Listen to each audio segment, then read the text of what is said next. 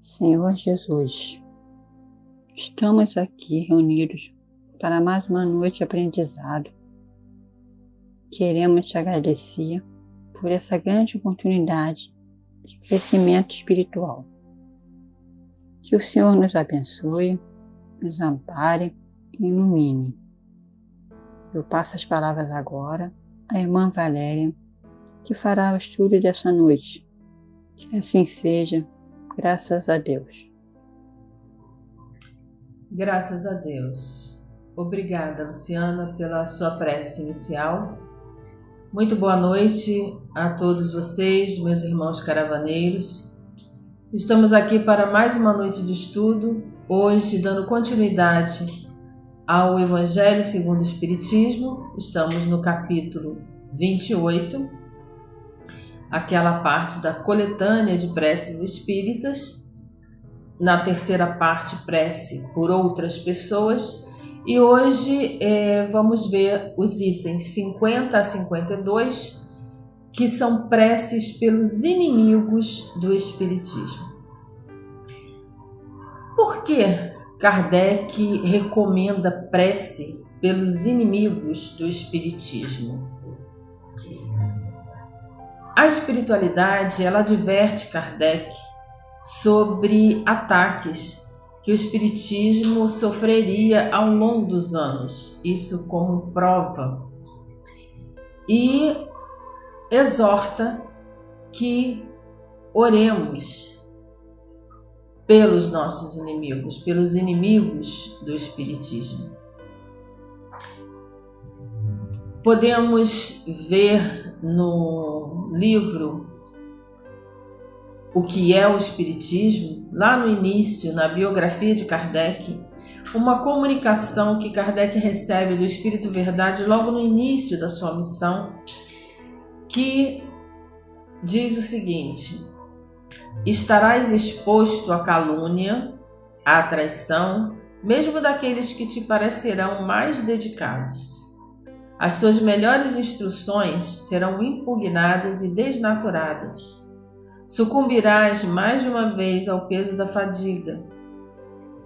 Em uma palavra, é uma luta quase constante que terás de sustentar. Para tais missões não basta a inteligência. Para lutar contra os homens é necessário coragem, perseverança e firmeza inquebrantáveis. É preciso, enfim, devotamento, abnegação e estar pronto para todos os sacrifícios. E o Espírito Verdade termina dizendo o seguinte a Kardec: vês que a tua missão está subordinada a condições que dependem de ti. Então, o Espírito Verdade coloca aqui para Kardec tudo aquilo que ele vai passar, a perseguição que ele vai ter que enfrentar assumindo essa missão, e que apesar da espiritualidade estar ali o tempo todo, essas condições dependem de Kardec. A resposta depende de nós. E graças a Deus, que essa mensagem foi de 1856, que Kardec responde positivamente, assume a missão. E ele faz uma nota sobre essa comunicação 10 anos depois de ter recebido, e já em 1867, Kardec diz o seguinte: 10 anos e meio depois que esta comunicação me foi dada, e verifico que ela se realizou em todos os pontos, porque experimentei todas as vicissitudes que nela me foram anunciadas. A Sociedade de Paris tem sido um contínuo foco de intrigas inventadas por aqueles que se diziam a meu favor, e que, mostrando-se amáveis em minha presença, me detratavam na minha ausência. Entretanto, Kardec finaliza, conclui: entretanto, graças à proteção e assistência dos bons espíritos, Sou feliz em reconhecer que não tenho experimentado um único instante de desfalecimento nem de desânimo e que tenho constantemente prosseguido na minha tarefa com o mesmo ardor.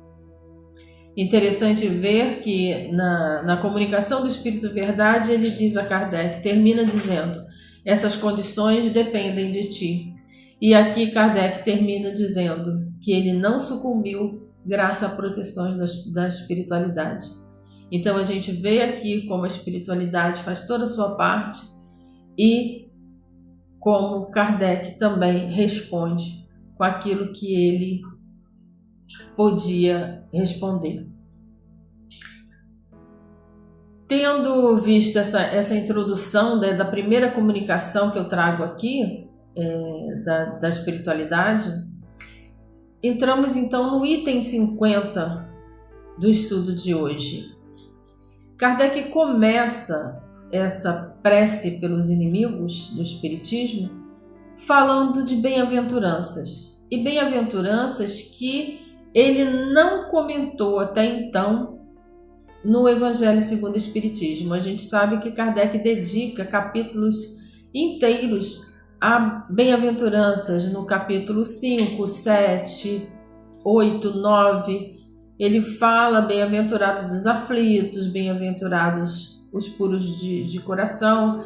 Ele dedica capítulos inteiros àquela bem-aventurança. Essas bem-aventuranças, que são as últimas bem-aventuranças, ele reservou para colocá-las aqui. E é importante a gente entender que as bem-aventuranças, segundo estudiosos, elas têm um caráter progressivo. Elas começam com bem-aventurados os humildes e elas vão progredindo até chegar a essas últimas aqui. Então a gente vê nesse ponto dessas bem-aventuranças que Kardec coloca aqui, que é o cume das bem-aventuranças. Vamos dizer, o porto, o mais alto grau que o discípulo chega ao assumir a missão de ser discípulo do Mestre Jesus. Então está lá em Mateus, essas bem-aventuranças a gente encontra, ela faz parte do grande sermão da montanha de Jesus, em Mateus e Lucas, e aqui a gente vê a parte de Mateus. Ele diz: bem-aventurados os famintos de justiça, porque serão saciados. Bem-aventurados os que sofrem perseguição por amor da justiça, porque deles é o reino dos céus. Ditosos sereis quando os homens vos carregarem de maldições, vos perseguirem e falsamente disserem contra vós toda espécie de mal por minha causa. Rejubilai-vos então, porque grande recompensa vos está reservada nos céus. Pois assim perseguiram eles os profetas enviados antes de vós. Não temais os que matam o corpo, mas que não podem matar a alma. Temei antes aquele que pode perder a alma e o corpo no inferno. Vejam bem, uma coisa é a gente ter fome e sede de justiça. Acho que a maioria de nós, se não todos, temos. Agora, outra coisa é sofrer perseguição pela fome de justiça. Outra coisa ainda é ser perseguido pela causa do próprio Cristo. Olha a progressão do discípulo que assume a missão de seguir ao Mestre. Então, Kardec coloca essas bem-aventuranças logo no início desses itens, o item 50. Vamos ver agora uma segunda comunicação importante que eu trago aqui, que a espiritualidade faz a Kardec. Na Revista Espírita de 1867, revista de agosto de 1867, é dado através de um médium, numa das reuniões, uma comunicação espontânea. Kardec trabalhava muito com evocações de espíritos, mas essa comunicação, esse espírito ele faz espontaneamente, ele se manifesta espontaneamente, o que mostra que a espiritualidade quis dar a Kardec essa advertência. E esse médium, né, diz que fica em transe mais ou menos por 1 hora, dando essa comunicação. Ele chega a ter um intervalo, acorda, não lembra o que aconteceu, volta a entrar em transe e terminar. É tida como essa profecia aos ataques ao progresso do espiritismo. Ele coloca 3 ataques históricos que vão se repetir ao longo dos anos, ao longo dos séculos. Um primeiro ataque, que é um ataque de intimidação do espiritismo através de atos violentos, do uso da força e da violência. Um segundo ataque, que é um ataque ao espiritismo pela infiltração, através de ideias equivocadas que pessoas, ao se infiltrarem, vão querer divulgar para derrubar a mensagem do espiritismo. E um terceiro ataque, que é o ataque de sedução, de vaidade, de sedução. Vamos ver um por um desses ataques. O primeiro ataque, que é o ataque mais violento, naquele tempo, logo no início, né, das mesas girantes e o início da codificação, principalmente na Igreja Católica, com seus dogmas, ela vem reafirmar e colocar todos aqueles dogmas de fé de uma maneira a intimidar as pessoas a participar de qualquer manifestação espírita, colocando que as manifestações dos espíritos eram coisas do demônio. Houve muito ataques aos médiuns. Kardec trabalhou com adolescentes, que sofreram esses ataques, eram tidos como bruxos, como feiticeiros, e muitas vezes sendo atacadas nas suas casas, na rua, fisicamente mesmo, com pedradas, com injúrias, com difamação. E nesse primeiro ataque a gente pode lembrar aquela queima, no Alto de Barcelona, de 300 obras espíritas. Tem no livro O que é o Espiritismo, inclusive, o nome dessas obras, quais eram essas obras que foram queimadas.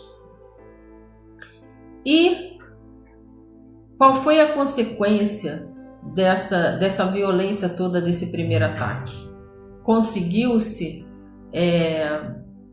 derrubar a mensagem e o espiritismo? Não, porque a verdade ninguém consegue contê-la, e todas as verdades que surgiram ao longo dos séculos, elas foram combatidas logo de início.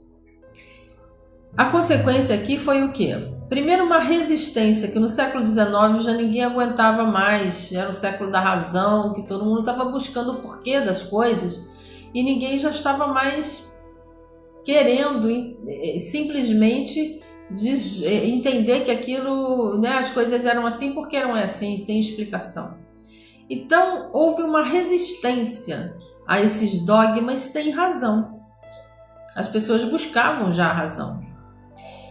E, ao mesmo tempo, suscitou curiosidade, porque tudo que é proibido, acaba suscitando curiosidade. No Alto de Barcelona, disse que as pessoas começaram a ir lá nas cinzas, pegar pedaços do que sobrou para ver o que estava escrito ali que ninguém podia ler. Começou todo mundo a ficar curioso e ler. E a Espanha, depois de Paris, se tornou o país que mais divulgou o espiritismo, que mais fez adeptos. Então, não deu certo o primeiro ataque.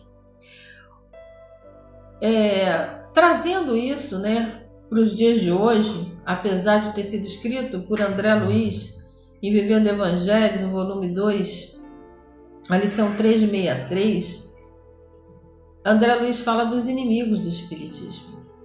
E ele diz assim: infelizmente, eles existem e estão em toda parte. Na família, quando parentes maltratam o interessado no conhecimento espiritual. Na academia, quando cientistas contestam os princípios espíritas, remetendo-os à ignorância. Na via pública e no trabalho, quando o que crer nos espíritos é alvo de cochichos e risos disfarçados. Na escola, quando professor e aluno dedicados à causa do espiritismo recebem o desdém de colegas e mestres. Na mídia, quando a doutrina espírita é descaracterizada por redatores desinformados ou é motivo de tiradas humorísticas por parte de comediantes desrespeitosos. Então, a história se repete. Os inimigos continuam aí, André Luiz nos dá a dica de onde eles estão. O segundo ataque é o ataque das infiltrações. Muitas pessoas se infiltraram nos movimentos espíritas, nas reuniões, outros grupos também se fizeram à parte, com a intenção de quê? De causar desordem, desunião e confusão. Esse era o objetivo. E a espiritualidade adverte que isso vai acontecer. Com a intenção de quê? De proliferar ideias equivocadas quanto ao espiritismo, deturpando aquilo que o espiritismo prega. Por exemplo, o espiritismo trabalha muito a ideia de causa e efeito. Tudo que fazemos tem uma consequência. Tudo que fazemos, a gente tem que reparar isso, de certa maneira, para a nossa progressão espiritual. E aí é colocado de uma maneira equivocada, dizendo que o espiritismo prega que você é castigado por os seus erros e você tem que pagar por isso e não tem outra maneira. Começa a se distorcer aquilo que o espiritismo prega com a intenção de destruir, de desagregar, de causar divisão e confusão. Alguns médios, nessa parte desses ataques, com comunicações desapropriadas, se deixando levar por manifestações de espíritos inferiores que também tinham essa intenção de menosprezar e de deturpar as ideias reais, verdadeiras que o espiritismo vinha trazer. E qual é a consequência desse ataque? Mais uma vez, esse ataque não dá certo. Por quê? Porque aqueles fiéis à doutrina percebem aí o que? A necessidade de estudo e de fundamentação. Porque é só assim que a gente vai conseguir contestar e dizer qual é a verdade. Através de fundamentação, através de estudo. André Luiz nos fala na lição 364 o seguinte sobre religião espírita. Ele diz que inimigos da doutrina espírita distorcem afirmações de Allan Kardec. A religião espírita tem critérios que se distanciam do modelo de outras religiões. Não desmerece o templo, valoriza mais a fé. Não prescreve ritual, importa-se com a conduta. Não canaliza privilégios, considera o exemplo. Não conhece hierarquia, acredita na responsabilidade. Não tiraniza o pensamento, exalta o livre-arbítrio. Não receita penitência, convida à renovação íntima. Não crê em símbolos, privilegia a consciência. Não exige sacrifício físico, quer a transformação moral. Terceiro ataque. O ataque talvez que mais o ataque do século 20 e 21, é o ataque da sedução, da descoberta do status. Ser espírita, muitas vezes, hoje, pode ser um status. E gerar dinheiro, perceber-se que pode-se ganhar dinheiro através de dons que um médium possa ter, de cura, de vidência e outras circunstâncias que convêm. Então é a sedução do amor próprio, do egoísmo, da cupidez. E que é preciso muito cuidado, muito cuidado. A consequência, diz na comunicação dada a Kardec, são duas, e os dois extremos. Há os que caem, e a gente vê aí muito triste como missionários que poderiam ter feito uma brilhante missão, até chegam a ser presos, porque se deixaram levar pela sedução, pela ambição e se perderam no caminho missionário. Ou há aqueles que enfrentam o perigo com coragem, com fé, sustentados pelos bons espíritos. E a gente vê aí muita perseguição de muitos e muitos espíritas. Podemos ver aí até nos últimos tempos Bezerra de Menezes, Chico Xavier, o próprio Divaldo. Quantos sofreram perseguições e sofrem, né? Ainda, mesmo os desencarnados, quando se distorce aquilo que eles vieram trazer de mensagem. Olha o que André Luiz fala na lição 362, Vivendo o Evangelho, ele diz: inimigos de dentro.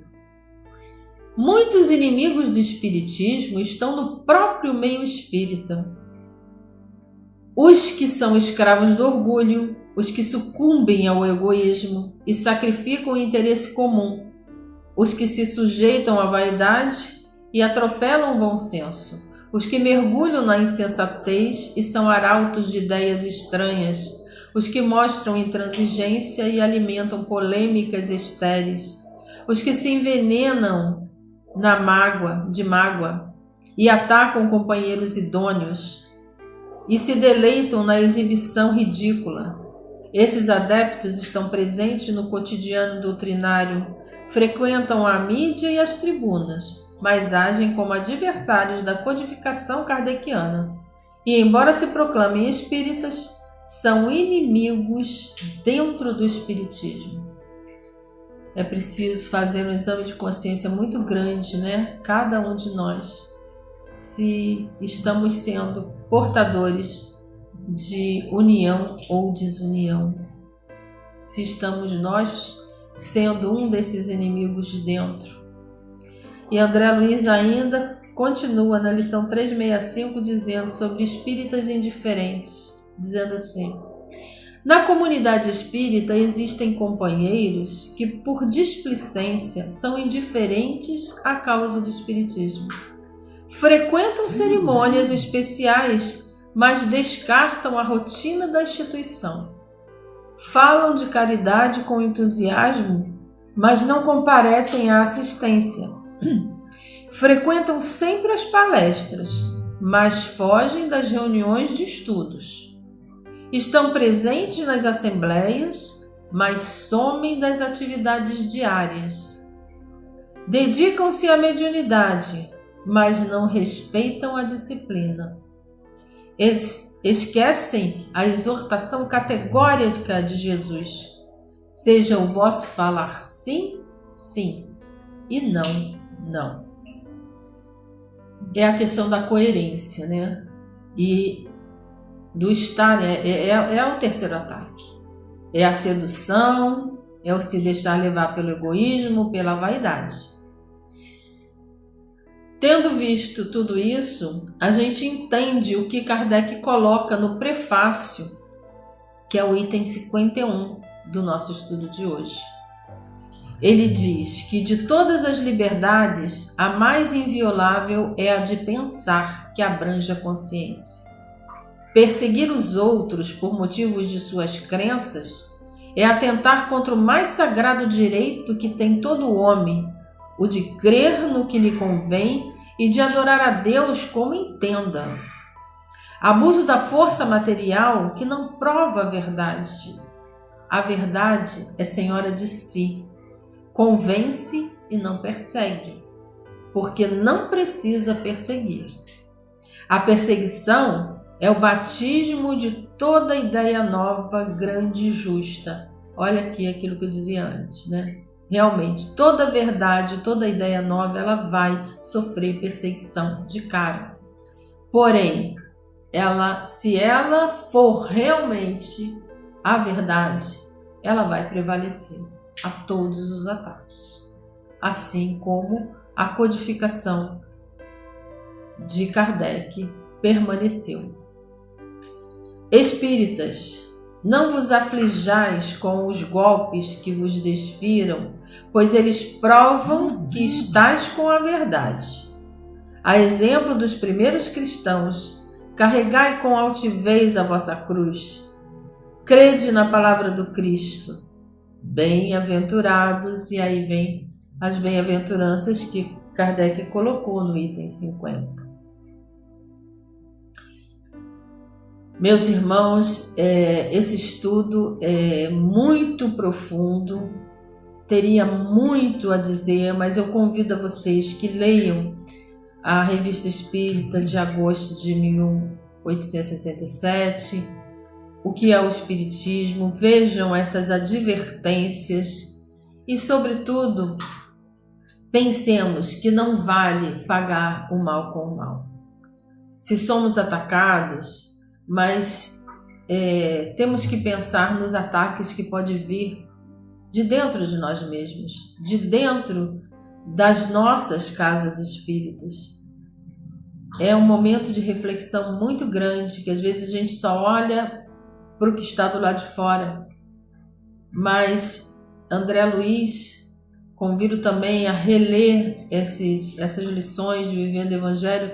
Ele coloca aqui muita coisa que é muito importante a gente refletir e rever nas nossas atitudes, no nosso ser, enquanto adeptos da doutrina espírita. Espero que tenha conseguido passar muito conteúdo em pouco tempo. E farei agora o item 52, que é a prece, estendendo um pouco mais essa prece nesse momento.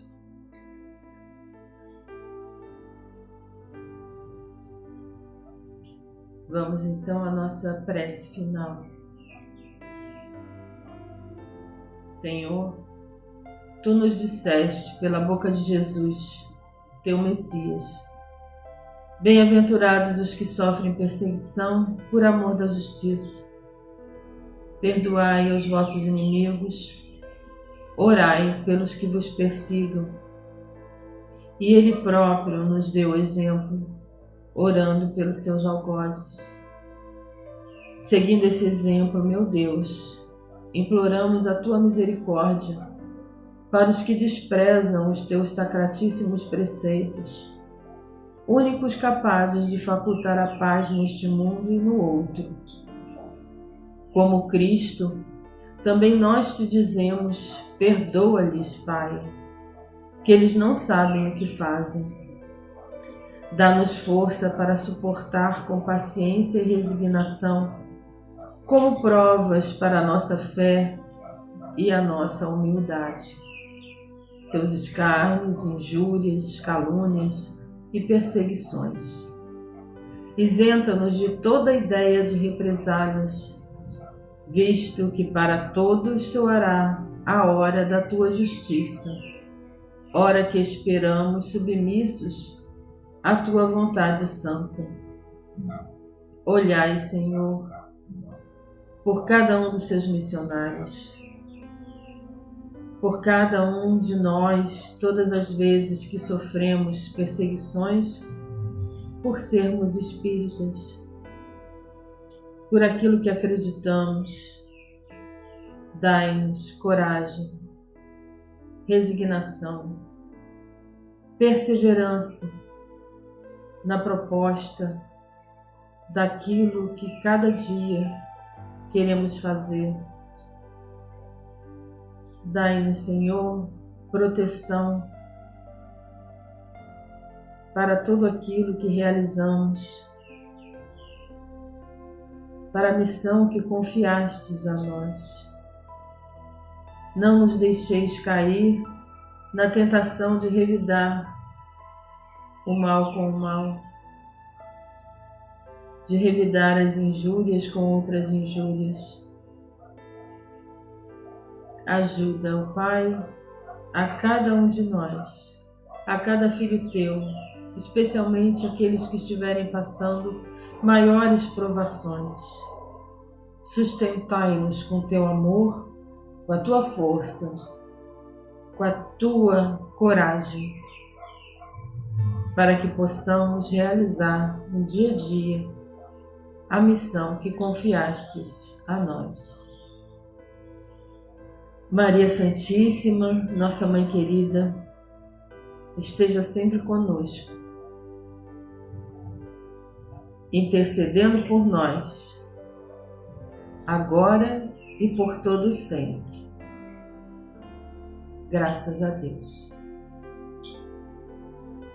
Fiquemos em paz, uma boa semana, até o próximo estudo. Grande beijo.